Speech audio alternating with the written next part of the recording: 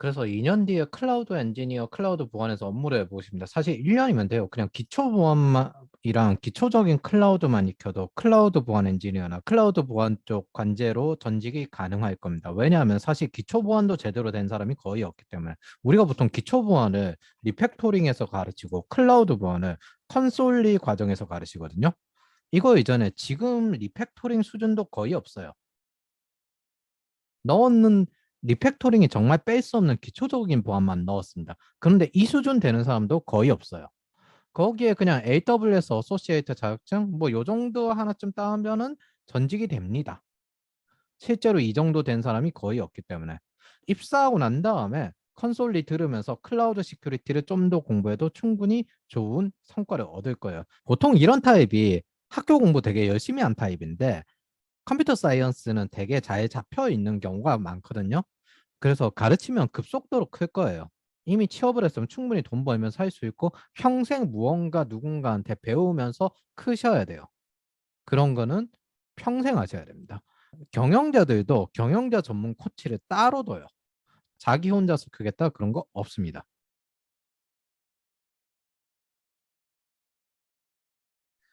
장기적으로 원하는 지향점, 글로벌 기업에서 일하고 싶습니다. 한국에서 공부하다 보면 대부분 착각하는 게 이게 높으면은 저기 실리콘밸리로 가겠지 이 생각해요. 글로벌로 따지면 이거 높은 사람 꽤 많거든요. 그리고 사실 저기서 쓰는 건 저기 가서 경험할 수 있는 기초 CS를 바탕으로 저기 가서 재해석할 수 있는 게 따로 있어요.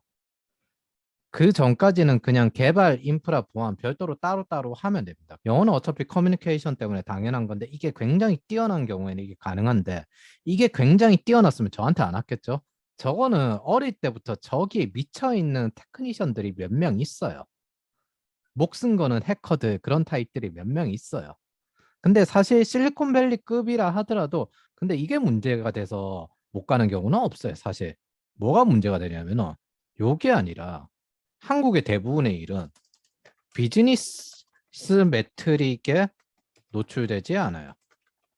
이게 굉장히 영향이 큽니다. 실리콘밸리에서 무조건 뽑는 거는 비즈니스 문제 해결자거든요. 이 비즈니스 문제 해결자가 안 되면은 죽어요. 실리콘밸리에서 항상 뽑는 건 이 비즈니스 문제 해결자입니다. 근데 기본적으로 시간 관리도 못하는 사람들이 대부분인 게 한국인데 저게 될 것 같습니까? 안 돼요. 제 유튜브 중에 제일 돈 되는 거 관련된 목표 설정 어떻게 하고 어떻게 영향력을 키우고 그런 것들에 관련되는 게 제일 적은 조회수를 가집니다. 유튜브에서 보면 있잖아요. 우리가 일반적으로 돌아다니면서 만날 수 없는 사람들의 강의가 꽤 많거든요. 그런데 그분들 강의가 제일 조회수가 적습니다. 당연히 대중적인 것과 다르니까 제가 만약 이 유튜브를 미디어로 성장시켜서 잘 팔려고 하면 대중적으로 다들 관심이 있는 그런 것들의 컨텐츠와 소재를 다루어야 돼요. 최소한. 그런데 여기에 올라가는 건 좀 달라요. 완전 지표를 따질 수 있는가? 일단 기본적으로 계산을 해보면은 실리콘밸리 지금 현재 정직원 연봉이 5억 5천일걸요? 그러면 간단하게 주당으로만 계산을 해봐도 52주니까 1100만 정도 됩니다. 자, 이거를 항상 10x 기준점으로 10배 이상 매출을 내야 본인이 플러스 공원 이익을 낸다는 거예요. 그러면은 당장 여기까지는 안 되더라도 시간 걸려서 꾸준히 저 1100만 원 이상 급의 공원 이익을 창출해 낼 수 있어야 되겠죠? 이걸 어떻게 계산하는지 간단하게 말씀드릴게요. 매니저가 있어요. 매니저가 5명을 데리고 일을 관리를 해요. 그런데 그 5명의 프로젝트가 2주 안에 앱 하나 만드는 게 끝날 거라고 생각을 했는데 그 다음 주로 넘어가요. 한 주가 더 연착이 돼요. 5명이잖아요. 한 주가 연착이 되니까 5,500만 원이에요. 근데 그거 일주일 전에 발견했으면 의사결정을 내릴 수가 있어요. 이 프로젝트를 드랍할 건지 아니면 연장을 더 할 건지.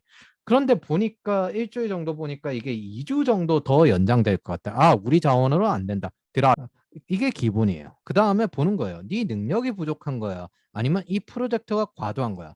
프로젝트가 과도하면은 사람을 한 명 더 넣어서 해결할 문제야. 네 능력이 부족하면은 네 연봉을 까야 되겠는데? 이런 식으로 의사결정이 되는 거예요. 실리콘밸리는 기본적으로 하드워크입니다.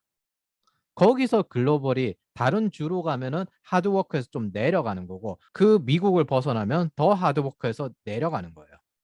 왜? 만들어야 된 공원 이익이 상대적으로 적은 대신에 연봉도 적기 때문에. 그래서 항상 10배 기준점으로 만들어낼 수 있는 사람 정도가 되어야 됩니다. 이게 실리콘밸리입니다. 그리고 플레이어라는 기준점이 한계 없이 무한히 수직 성장하는 사람을 기준점이라고 생각하면 돼요. 즉 비즈니스 문제 해결자라는 건 다르게 말하면 모두가 경영자를 뽑는다는 겁니다. 워커 없어요. 그냥 누구한테 배우고 선배한테 배우고 그 사람이 그 시간을 쓰면요. 당신한테 시간당 50만 원씩 쓰고 있는 상태예요. 한 명의 한 시간이 50만 원 이상이에요. 이렇기 때문에 모두가 경영자적 관점에서 움직일 수 있어야 돼요. 제 학생들 같은 경우도 밑바닥에서 올라온 학생들 많거든요. 리팩토링 멘토 같은 경우에도 하루에 5시간씩 겨우겨우 자면서 계속 아르바이트와 일 이렇게 병행해 나가면서 동생이 군대 간 대학 등록금 빌려가지고 그렇게 공부를 했어요. 이런 타입들이 대체로 저런 비즈니스 관점이 되게 약해요. 그래서 어디까지 환경을 구축을 해야 극복할 수 있는가 봤더니 투자 관점을 계산할지 몰라요. 그래서 측정이 안 되니까 관리가 안 되는 거예요. 그래서 투자 관점에서부터 지금 가르치는 게 레드모어 과정입니다.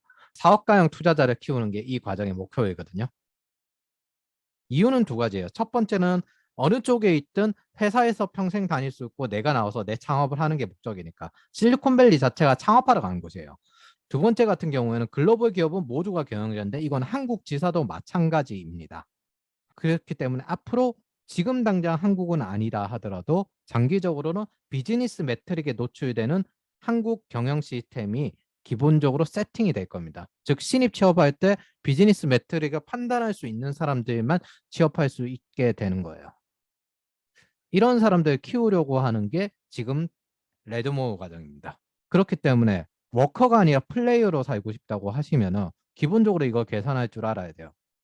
유튜브에 영상으로도 올린 적이 있는데 이 워커와 플레이어의 개념을 따로 이야기를 해줬어요. 사실 동물도 생계 활동으로 만족을 해요. 근데 인간의 일이라는 건 장기적으로 더 크게 성공하고 싶어 합니다. 어떻게? 사회를 향해서 사회에 영향을 미치고 싶어요. 우리가 뭐 누가 되게 예쁘게 꾸미면은 그 예쁜 거 가지고 시비를 걸고 그렇게 하는 이유 자체가 나는 그렇게 살고 싶은데 못 사니까 내 욕망과 열망을 거기에 억누르니까 거기에 광기가 생겨요.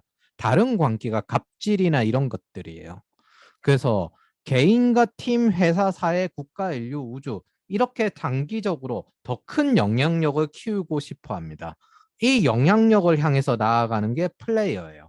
그래서 현실의 일이라는 건 내가 생계 활동이 충분히 해결됐는데 거기서 더 영향력을 미치고 싶어서 돈을 더 많이 벌고 더 크게 성공을 향해서 나아가는 거 그래서 그 현실 자체가 게임이 되는 겁니다. 그게 플레이어로 사는 것들이고 워커는 생계 활동에 열심히 노력을 하는 거예요. 사람이란 건 기본적으로 각각 행복한 부분의 욕망이 다릅니다. 나는 평범하고 평온한 인생을 사는 게 목표야. 적당히 노후만 준비만 되면 돼. 그런 사람들도 있거든요. 그런 사람들은 이렇게 살아도 돼요. 근데 내가 젊은 날에 크게 성공을 해보고 싶고 아주 높은 자리까지 한번 올라가 보고 싶고 큰 영향력을 미쳐보고 싶어. 그게 플레이어예요. 글로벌 기업에 가겠다고 하는 것은 기본적으로 단계까지 올라가겠다는 뜻입니다. 나는 평범한 수준에서 절대 만족하지 않겠다. 즉 이건 뭐예요? 내 주변의 사람을 넘어서는 수직 성장 정도의 수준이 아니라 압도적으로 M5 이상 가겠다라고 생각을 하는 겁니다. 그리고 내 코드 하나의 영향력이 전 세계적으로 퍼지게끔 하겠다. 그리고 이 상담 받으신 분은 그렇게 하겠다고 말씀을 하셨습니다.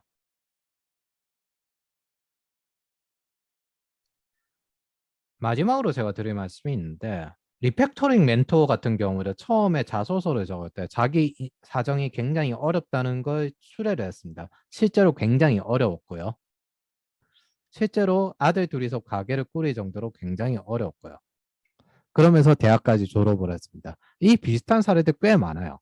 그런데 내가 어느 정도 시니어 넘어가고 억대 연봉 넘어가기 전까지는 저걸 입을 다무는 게 좋아요. 저는 그냥 어중간한 동령표를 추구하는 것뿐입니다. 반대로 본인이 어느 정도 성공하거나 자리를 잡고 난 다음에 저도 이렇게 시작해서 여기까지 왔습니다 하는 말은 어떻게 되냐면 본인의 개성이 되고 특징이 됩니다. 동시에 그 특징들은 비슷하게 힘든 시기를 보내는 사람들에게 에너지를 주게 돼요. 그 스토리만으로도. 그럼 나도 할 수 있겠네. 나도 큰 목표를 가지고 크게 꿈을 꿔야 되겠다. 이게 좀 더 앞서 보는 겁니다.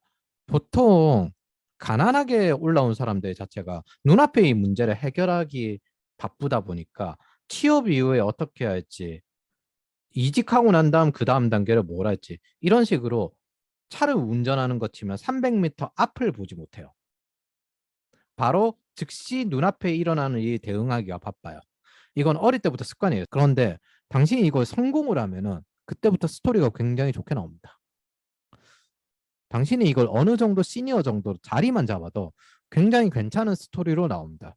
단 어느 정도 자리 잡기 전까지는 입을 열 필요가 없습니다. 대표적으로 이런 사례가 있죠. 주가가 떨어졌어요.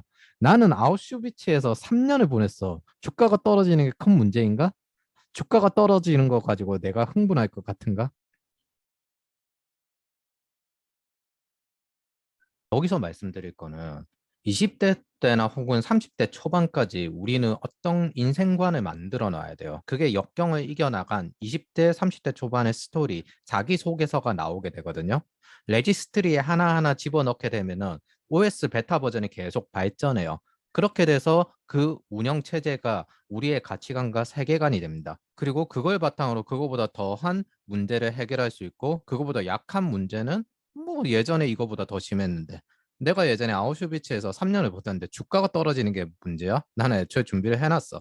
이런 상태가 되는 겁니다. 중요한 거는 여러분의 인생 20대에서 30대 초반에 만들어진 그 OS가 베타 버전일 때는 사람들이 선호할 만한 게 안 돼요. 근데 어느 정도 자리를 잡고 난 이후부터 그 이후 또 계속 성공해 나가면서 연봉을 올려 나가면서는 굉장히 괜찮은 스토리로 만들어지게 됩니다. 그리고 남 앞에서 그걸 이야기를 했을 때 누군가는 그걸 듣고 힘을 얻어요. 그러면서 꽤나 돈이 됩니다. 자신의 야생들이 있거든요. 자기가 짊어져야 될 무언가의 야생들이 있거든요. 그 야생들은 스스로 이겨내야 됩니다. 그 스토리들이 잘 팔리고 여러분들의 OS를 제대로 맞춰줍니다. 이런 건 가상세계나 인터넷 세계나 게임 같은 걸 하면서 절대 만들 수 없는 나의 자기소개서죠. 즉 OS입니다. 그걸 우리는 가치관, 세계관 이렇게 부르고 30대 초반까지 만들어야 될 내용입니다.